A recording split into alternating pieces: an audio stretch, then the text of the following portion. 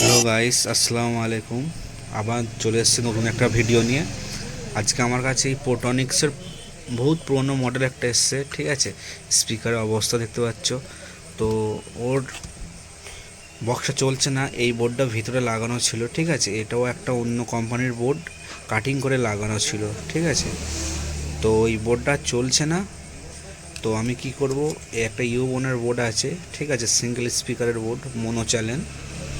তো এই বোর্ডটা সরিয়ে দিয়ে এই বোর্ডটা ওখানে আমরা সেট আপ করার চেষ্টা করব, ঠিক আছে। তো দেখা যাক সাউন্ড কীরকম আসে। সাউন্ড তো মোটামুটি একই আসবে, ঠিক আছে। শুধু এই বোর্ডটা ভিতরে বসে যেত, ঠিক আছে।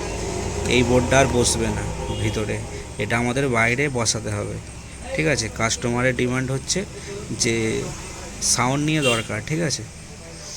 তো আর এই যে দুটো ব্যাটারি দেখতে পাচ্ছ, ঠিক আছে, এটা নেক ব্যান্ডের ব্যাটারি, দুটো ভিতরে কানেক্ট করা ছিল।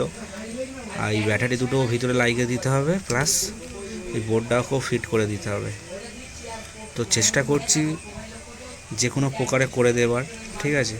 স্পিকারটা দেখো, যেখানে পর্দার মানে স্পিকার যে পর্দার রাবারগুলো আছে সব ফেটে ফেটে চলে গিয়েছিলো, আটা দিয়ে সব পেস্ট করা আছে। তো এখানে আমরা সরাসরি ব্যাটারিটা কানেক্ট করে নেবো, ঠিক আছে। ব্যাটারি তার দুটো অনেকটাই ছোট আছে, এই জন্য আমাদের আলাদা এক্সট্রা তার নিয়ে আমাদের ব্যাটারি পয়েন্টটা বার করে নিতে হবে। তো আমরা এখানে পয়েন্ট করে নেবো, ঠিক আছে। জাস্ট শুধু আমাদের তারটাকে বাড়িয়ে দেবো। ব্যাটারির তারটা অনেকটাই ছোট আছে, এতটাই ছোট আছে যে আমরা বোর্ড যখন ফিট করব কানেক্ট করতে পারবো না, বোর্ডেতে কানেক্ট করতে পারবো না। তো আমরা এখানে ব্যাটারি কানেকশানটা বাড়িয়ে নিয়েছি, ঠিক আছে, অনেকটাই বড় তার করে দিয়েছি। তো আমরা ভিতরে ব্যাটারিটা আমাদের বসাতে হবে, এই বক্সের ভিতরে ব্যাটারিটা বসাতে হবে। তো এখানে আমাদের বোর্ড লাগানো কমপ্লিট, ঠিক আছে।